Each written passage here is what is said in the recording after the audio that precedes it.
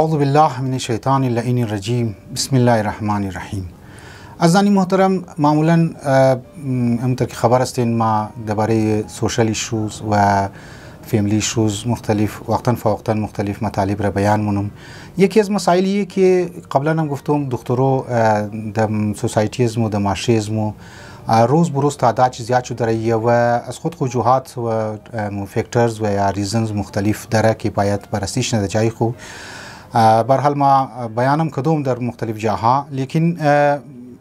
زیاد است یکی رسم و رواج های غلط، اقتصادی مسائل و سیالداری های غلط و او در فارسی میگه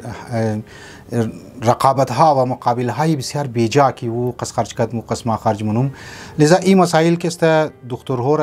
در خانه شنده و مویهایش که است سفید شده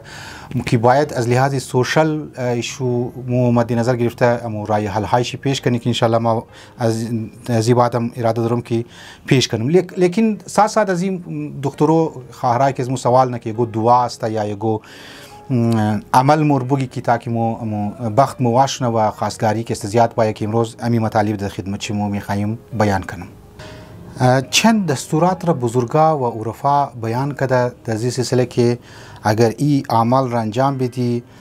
خواستگاری مناسب برای دختر پیدا میشه. هرچند که بچم میتونه یه خانه که تاکي یگو خوب دختر پیدا شنه. اولی که است نماز از حضرت زهرا سلام الله علیها هست که بسیار تاکید شده مختلف مشکلات رجوع کنه به مادر حسنین علیهم السلام و یعنی حضرت زهرا سلام الله علیها که نماز حضرت زهرا نیت ونی که 2 رکعت نماز حضرت زهرا میخوانم قربتا الی الله. بس آخر شی که نماز ختم کردی سجده موری یعنی پیشانی خمیلی برای مور میگه یا مولاتی یا فاطمه تو اغیثینی، یا مولاتی یا فاطمه تو اغیثینی 100 مرتبه ایلبه باز 100 مرتبه باز 100 مرتبه ایلبه باز 100 مرتبه یعنی 1 باز دستی راست 2 باز 3 باز 4 باز که است 5 ایر خانده زباد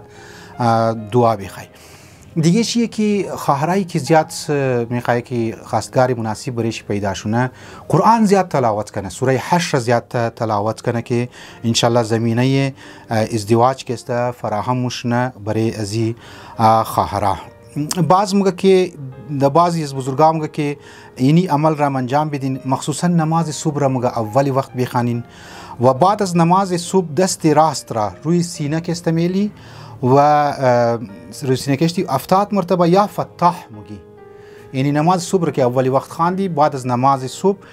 دست راست خورا برای روی سینه خمیلی و 70 مرتبه یا فتح مگی و بعد از یا فتح 100 مرتبه برای سینه گفتی 110 مرتبه صلوات میخوانی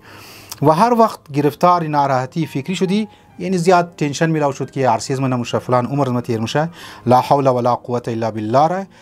زیاد بگی. این برنامه را که ما در خدمت شما گفتم تا 40 روز را ایرا انجام بدین انشالله که است مشکلات شما حل مشنه. امیدوارم که معاشیزم و رسم و رواج های غلط را ختم مونه تا زمینه ازدواج جوانها فراهم شونه و جوانهای عزیزمو مختلف بی‌رویا که است شکار نشنه و زندگی شروع کنن و زندگی خوش و خرم نصیب از جوانها شونه و این اعمال را امیدوارم که انجام میدین تا زمینه ازدواج برای شما فراهم شونه. و السلام علیکم و رحمت الله و برکاته.